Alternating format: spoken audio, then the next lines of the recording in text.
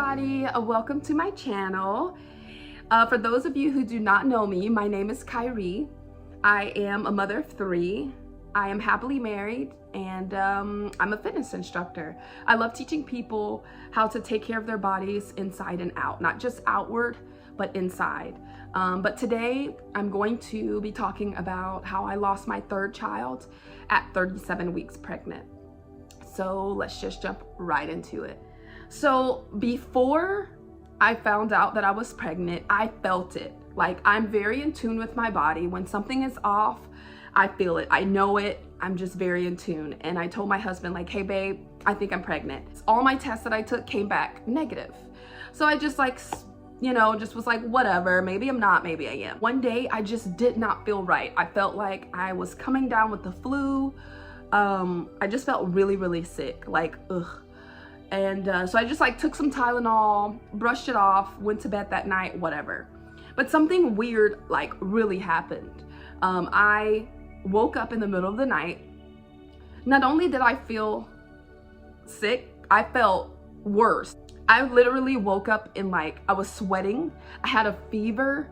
My head was throbbing. My back was aching.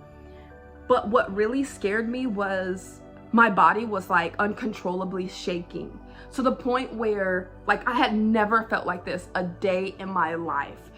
And my husband literally had to hold me because I was shaking that bad. Literally, it was crazy.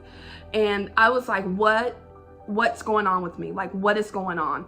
I'm not a dramatic person, but literally I felt like I was about to pass out or die or something. I was like, what the heck is going on with me?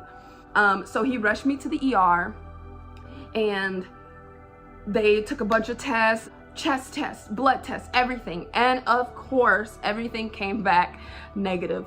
This is my life story, by the way. So my body can feel like it's dying, and I can go to the doctor and they say you are perfectly fine, you are healthy. So yeah, and it wasn't anything new. So I was like, ugh, gosh, something is going on with my body. I feel like death. What is happening? So they sent me home. They're just nothing's happening. You're fine. So that whole thing was so weird to me because they couldn't find anything, and it just went away on its own. So in the back of my mind, I'm just like, was this a symptom of me being in my 30s? Take it back, thank you, but no thanks. So fast forwarding it to about maybe a week or 2 later, I took a pregnancy test because I still felt pregnant. My body still was like, hey, you're pregnant. So I took a pregnancy test, and of course it came back positive this time. So I'm like, I knew it. I knew I was pregnant. We were overjoyed with happiness. We were so happy. We told our other 2 daughters. Month 1, month 2, month 3 went by. Month 4, everything was fine all the way up. The heartbeat was great. I was enjoying my pregnancy.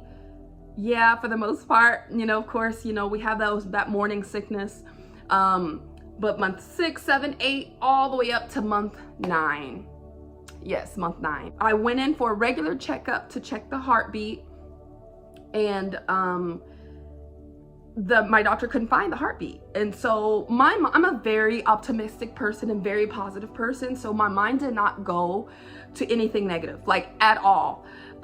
So he just said, okay, I can't find the heartbeat, and I'm just like, okay, whatever. And so he said, okay, with urgency though, he was like, please come to this room, to the next room. And it was the sonogram room, and we went, and he hooked me up, whatever, was checking my uterus. And I saw his face. I looked at his face, and he just looked back at me, and he shook his head no. And I was like, what?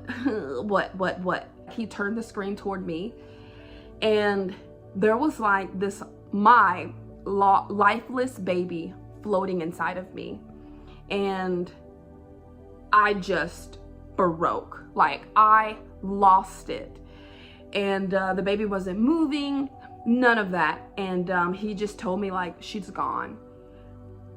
And my mind just went crazy, like blank. Like, I'm just like, what?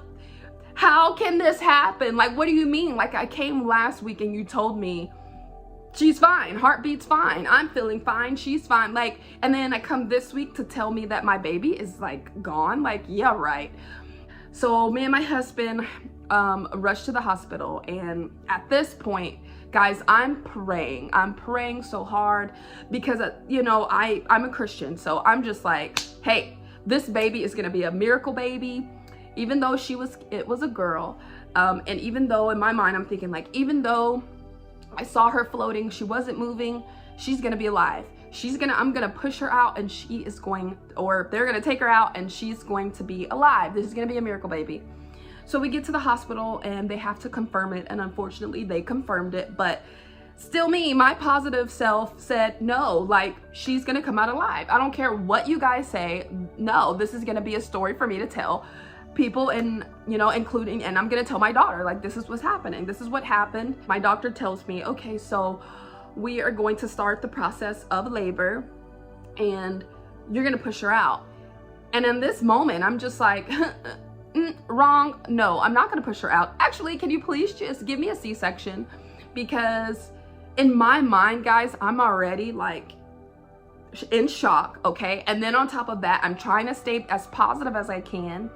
So I'm like, I don't think that I can push this baby out. I don't even know if I have the strength to push this baby out. He tells me, no, you are fully capable. Both of your other pregnancies, you know, you push them out. He's like, you're more than capable. So I'm like, okay, all right, well, let's do this. And then still in the back of my mind, I'm still like, you know what, everything happens for a reason. So I'm gonna push her out and she's gonna come out alive. And, you know, the process gets started like normal, you know, labor. I push her out and she was not alive. And of course, that was a very traumatic situation because I never thought that this would happen to me. Not only am I healthy, guys, like when I'm pregnant, I'm crazy. Like, seriously, like I literally take care of my body like to the extra, like to the highest degree. I take care of my body. I work out. I don't work out crazy. I do everything modified, you know, but I take care of my body. I eat right. So I was confused. I was really confused. And at that point, I was literally doubting everything. So of course, I blame myself. The blame automatically goes to me at this point as a mother because I'm carrying my child, and in my mind I'm like, what could I have done? There was a point in my mind where I was like, did I eat too many donuts? Like literally, like I was going crazy. My mind was going like 1,000 miles per hour. But my doctor came in and, you know, they observed the baby and cleaned the baby off, and I got to, you know, hold my baby and my husband. That was like the worst day of my life. The worst day of my life. But he came in and said, we don't know what happened.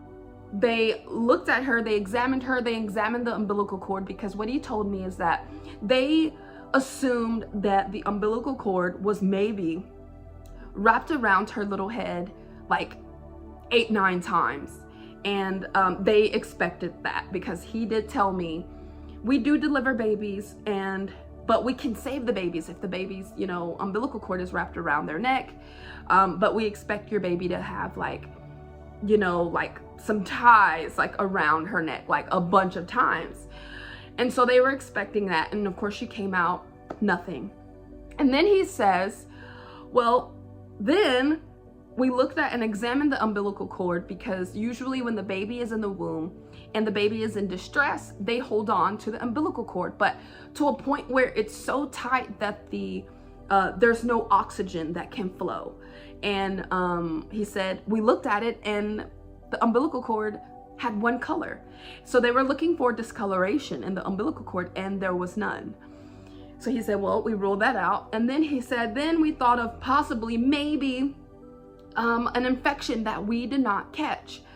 No, he said that was not it, because you would have pushed her out and she would have had like a certain odor to her. And he's like, nope, there was no odor, like at all. So a week or two later, they did a follow-up, and my doctor, of course, tells me that him and a board of doctors had a meeting about my case, and they was just trying to investigate everything, and they still couldn't come up with a conclusion. They looked at the time that I came in when I found out I was pregnant to 37 weeks. And they looked at all my tests, all my blood work, everything, all my sonograms, everything, and they could not find a single thing. That it's been a little bit over a year, and I'm still in the process of grieving. But at the same time, I have to be very real, and I have to be very gentle with myself. And I had learned so many things throughout the grieving process, because number one, I learned that grieving does not have a time to it. You don't have to stop grieving, within a certain time. But I also learned, because again, I am a positive person, but I was falling in the state of depression, like I was, and I've never dealt with depression. And I was falling to the point where I did not know if I wanted to live. Not that I wanted to take my own life, but I just did not know, like, what do I have to live for? Because my kids are my seeds, that they're a blessing from God. But I had to pick myself up. I knew that I didn't want to stay in it. I didn't want to stay in depression. I didn't even allow myself to go fully in depression. I also learned how to live in the moment. I started meditating more and more, and I started surrounding myself with more and more positive people and more positive things, which is the story of my life. I just have to. But I literally just had to accept things for what they were, because I felt like it was very unreal for me. Like I felt like it was so unreal. Like, what is happening? This is not my life. I'm going to wake up from this dream and everything's gonna be fine. So I had to be realistic and accept, hey, this is real. Like, this is my life right now, and what am I gonna do? So I knew that I did not want to stay in my depressed mode. I knew that I did not want to be sad all the time. So I just picked myself up. Plus, I knew that I wanted to live. I had to be okay, not only for me, but I had to be okay for my kids, my other two children. I had to be okay for my husband, because if I didn't take care of me, like, if I'm not happy, how can I make others happy? And so that's where I was. So I had to pick myself up. And like I said, I'm still dealing with the healing process. So if you are dealing with a loss, whether it's a child or whether it's your mom or dad or a friend or a loved one, just know, be kind and be gentle with yourself. And remember, there's no time limit to grief at all. No time limit. Don't be hard on yourself. When you need to cry, cry it out. When you need to scream, scream it out. When you need to talk, find someone that you can talk to. Just love on you. Take this moment, take this time to better yourself, and know that you're gonna get through it. Don't stay in that sadness. Meditate when you can, and just remember, be kind to yourself, and know that you are not alone at all. And everything, I promise you, everything happens for a reason.